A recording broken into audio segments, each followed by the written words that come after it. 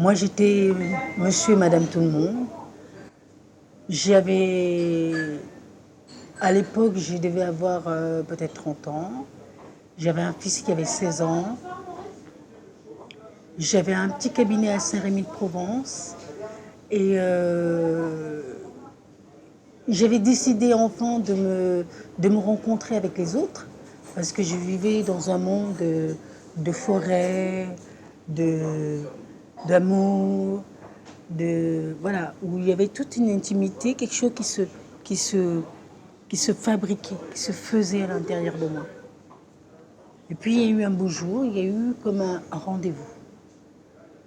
Je me suis mis à faire quelque chose qu'on appelle la méditation.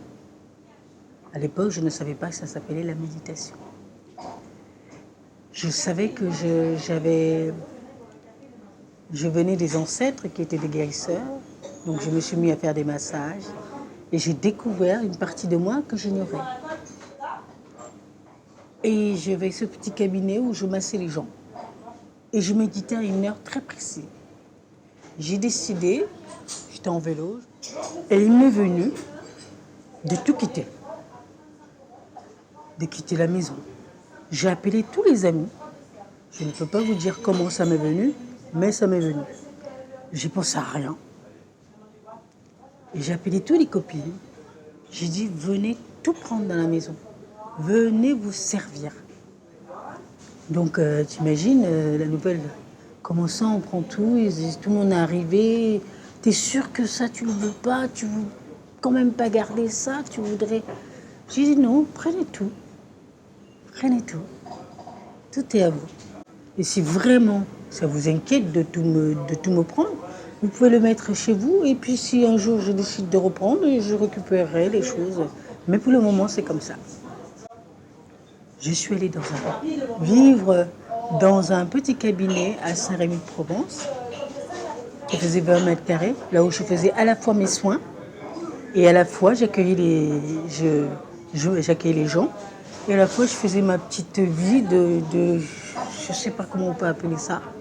Je méditais à des heures précises. Je dormais sur un petit matelas très fin. Et je mangeais vivant.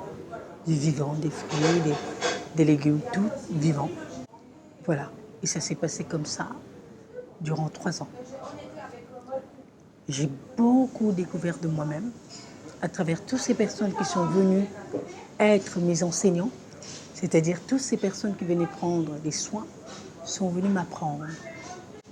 J'ai appris de moi à travers eux. Et du coup, j'ai décidé, je me suis dit, bon voilà, ça fait 3 ans, c'est bien, et je peux faire ça partout.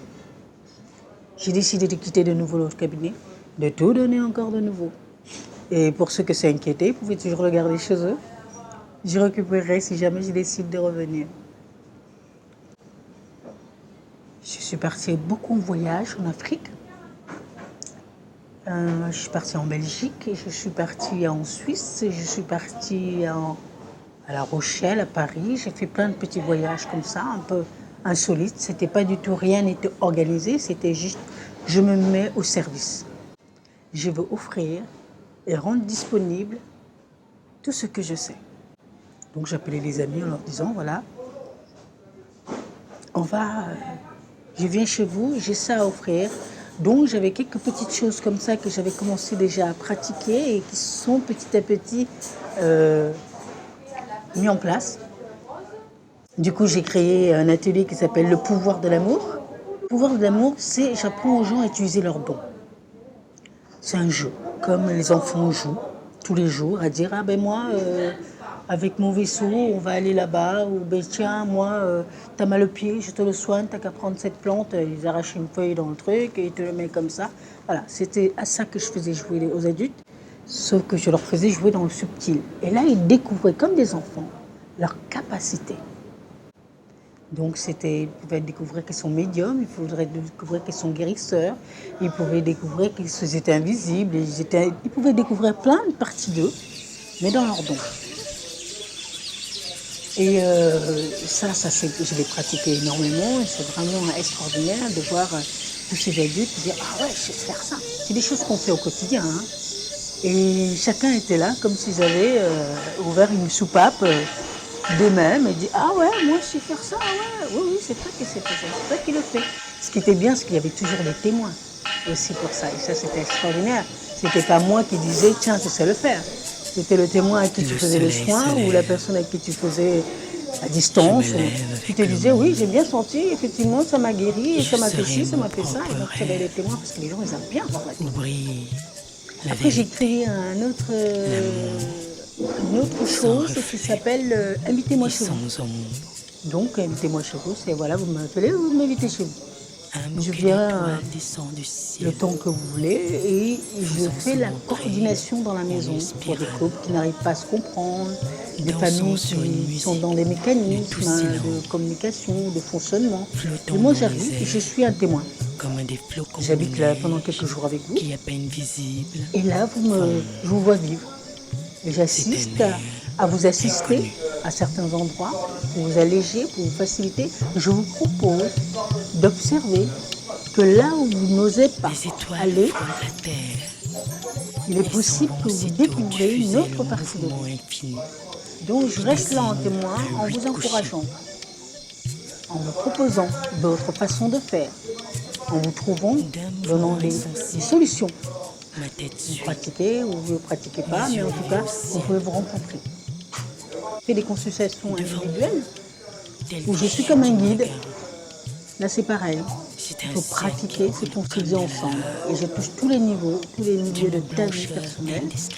Et indescriptible, il faut pratiquer, il brillance ne faut pas seulement parler. s'étend à mes Il faut pieds, vraiment, c'est pas, recouvre on le va dire, sol. c'est comme un psy, mais c'est pas pareil. Parce que La ce que je terre propose, devient le c'est ciel, qu'on me dit, on met en pratique comme ce dans qu'on un se dit rêve. soi-même. Et des fois, il y a des gens qui se retrouvent Un ciel sur lequel je derrière une suis porte et qui emporté. sont persuadés qu'il y a un cauchemar derrière une porte. Et qui n'ouvrent jamais, parce que même si elle est La joie, entrouverte, ils sont là, il y a un truc. ma Je suis nature, sûre que derrière cette porte-là, il y a un truc, et je suis la sûre que c'est paix, un truc énorme et monstrueux, ma etc. Et alors manifestation, moi, mon rôle, c'est de les encourager l'étoile, à ouvrir cette porte. mon essence. Donc c'est dans tout comme ça. Ça peut être Ardent dans le je suis, travail, il y a des gens qui ont envie de quitter un ardent travail nous sommes. et qui n'osent pas parce qu'ils se disent oh, mais je ne sais pas faire autre chose. Et là, tu leur dis qu'est-ce que tu aimerais faire? Et là, tu commences à les aider à pratiquer ce qu'ils aimeraient faire et ils voient le possible.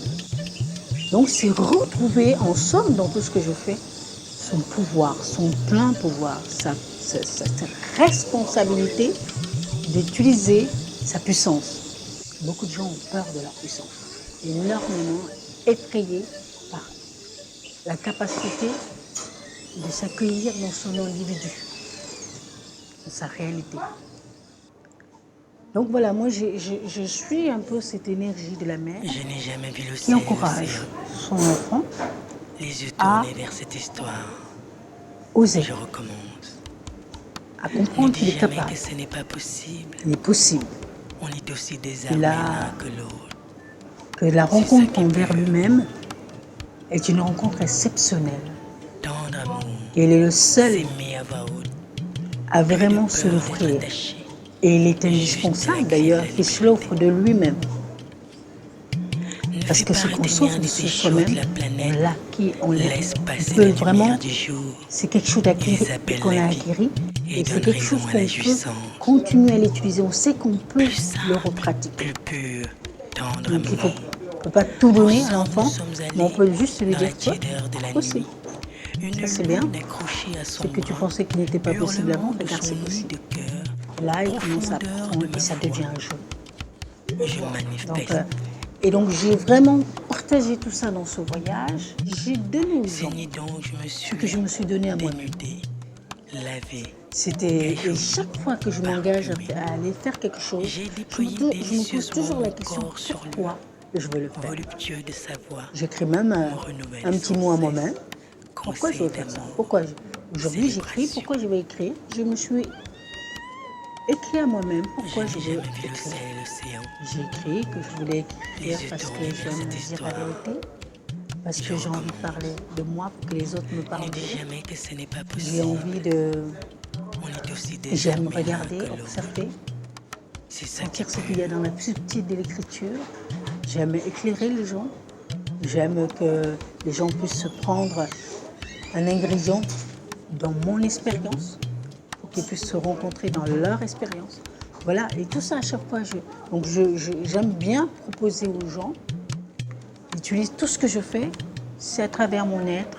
C'est comme ça que j'ai élevé mon enfant d'ailleurs, puisque je n'ai pas eu de papa et de maman. J'ai élevé mon enfant avec l'être vrai que j'étais. Avec mes pleurs, avec mes fausses, tout ce que je peux être faux, mes mensonges, mes vérités, mes beautés. Et tout ça, ça a fait la vérité de mon être. Et je me suis acceptée aussi dans mon humilité, dans ma nudité aussi. Parce que c'est important, en tant que mère, ou en tant qu'éducateur, ou en tant que guide, de s'accueillir dans sa nudité pour aller, et dans sa vulnérabilité. Dans ce voyage, j'ai découvert quelque chose. Quand je suis allée faire, j'appelle ça un peu une mission christique. Au début, je ne savais pas ce que j'allais faire. J'étais juste appelée à le faire. Je n'avais rien pour faire ce voyage. Je n'avais pas un centime. Je n'avais pas des amis qui m'adoraient tant que ça, que j'appelais rien. Je ne savais pas où j'allais.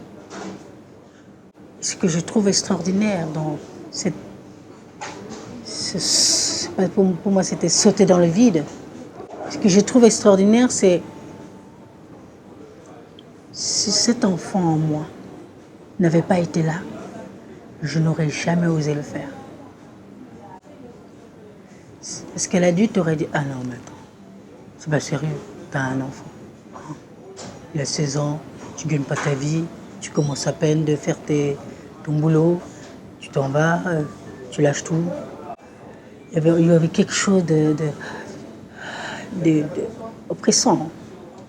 En fait, c'est que j'ai aussi vraiment me suis rendu compte, après tout, dans ce voyage, c'est que tout ce que j'ai pris en décision, c'était en collaboration avec l'enfant et l'adulte en moi. Ils ne font qu'un, ils s'entremêlent. Ils sont vraiment partenaires, co-créateurs. Et l'enfant en moi, je lui laisse vraiment la place. Je le vois aussi comme un guide, comme un maître pour moi. Il m'a permis de faire des choses que si j'avais pensé, je ne les aurais jamais fait. Mais jamais. Et je l'en remercie grandement d'avoir la capacité de pouvoir écouter cette autre partie à moi. Dans ce voyage, j'ai pu rencontrer d'autres êtres avec leurs différends. J'ai jamais eu autant de nouvelles serviettes, de douches différentes, de places de lit où un coup je suis dans une chambre, un coup je suis dans un couloir, un coup j'avais vraiment très peu de vêtements, très peu. J'étais belle tous les jours, mais j'avais très peu. J'étais dans le rythme des autres, j'étais pas dans mon propre rythme. J'étais vraiment au service de ces personnes et à leur merci. Et la seule maison que j'avais, c'était moi. C'était ma maison.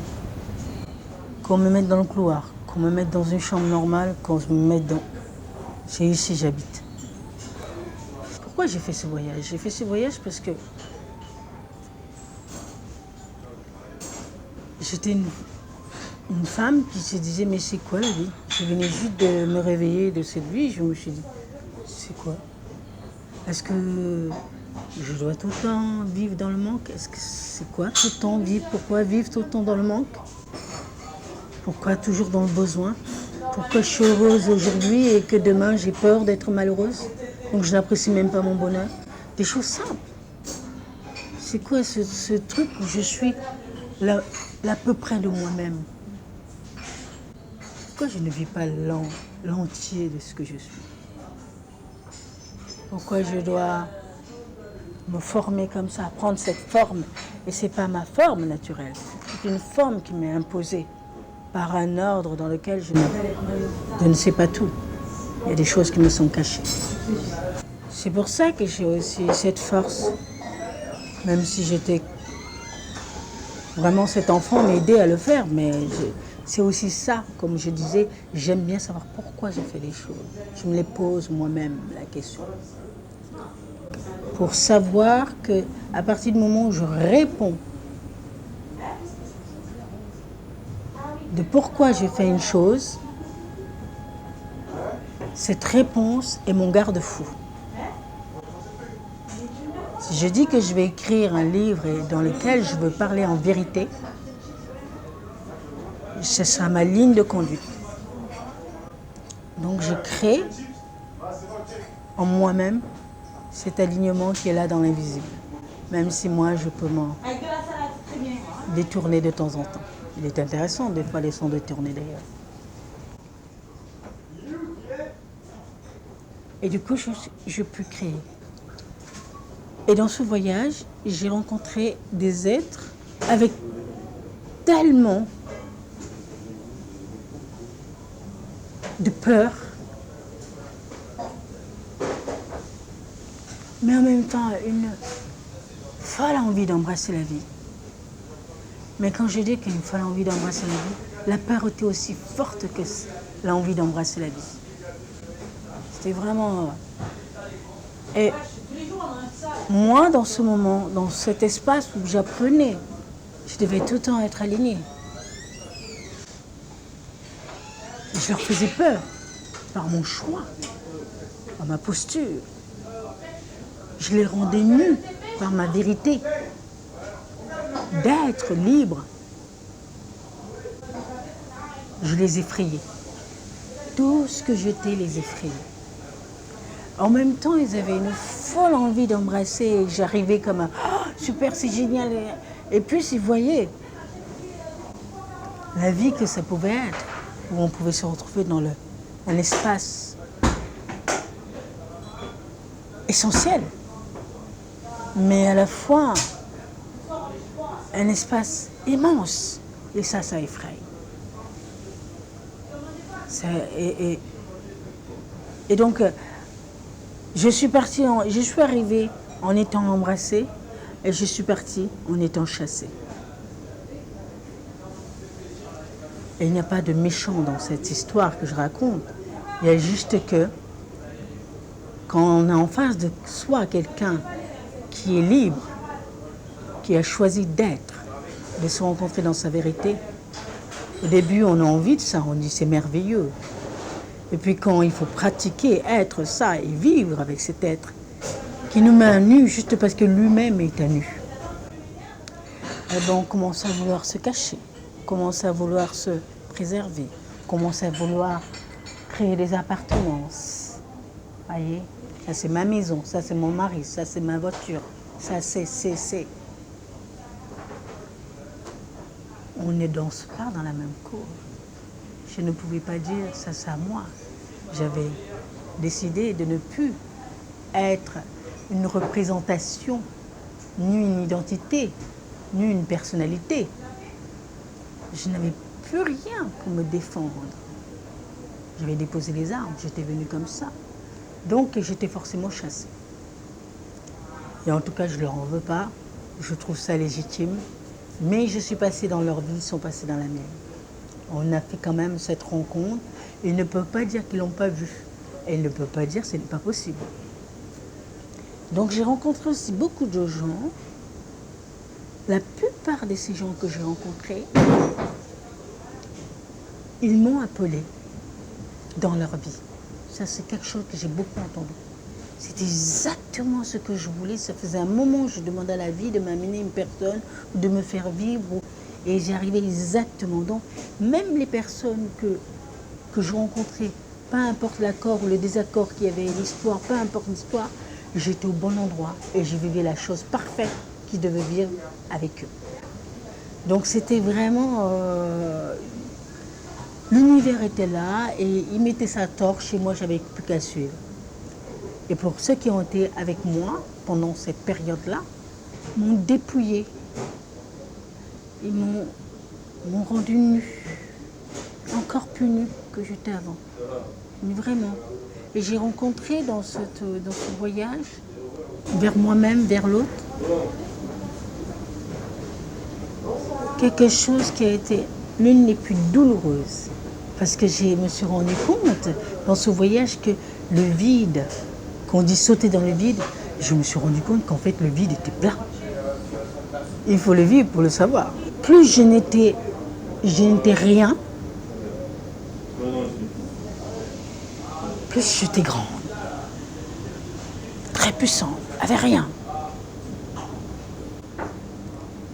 Aujourd'hui, je suis dans une maison, dans un appartement, et là, je me sens toute petite.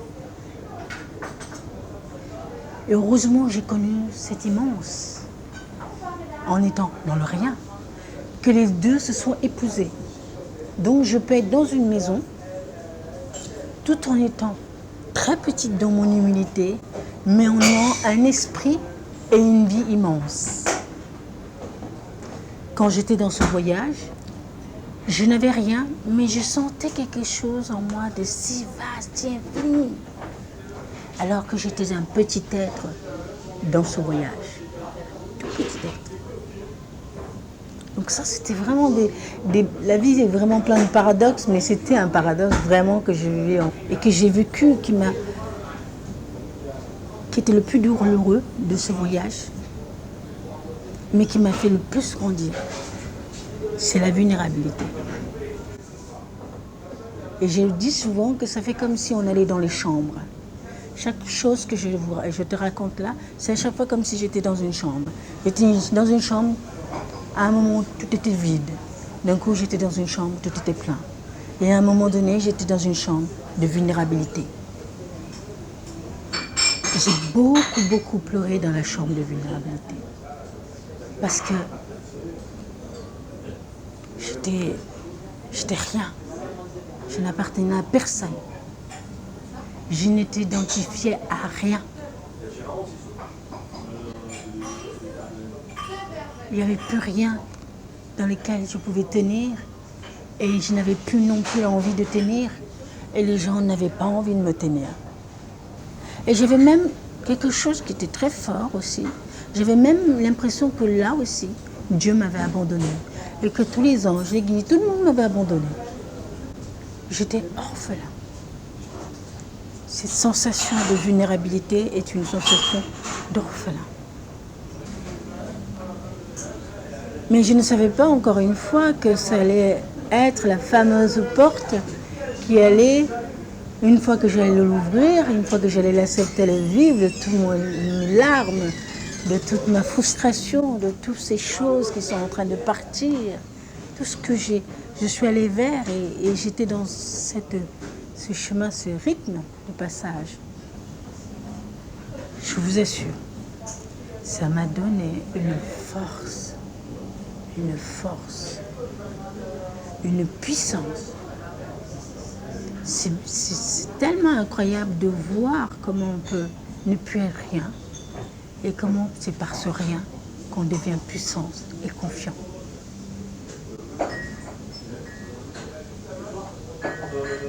C'est totalement l'inverse de ce qu'on pense s'y attendre.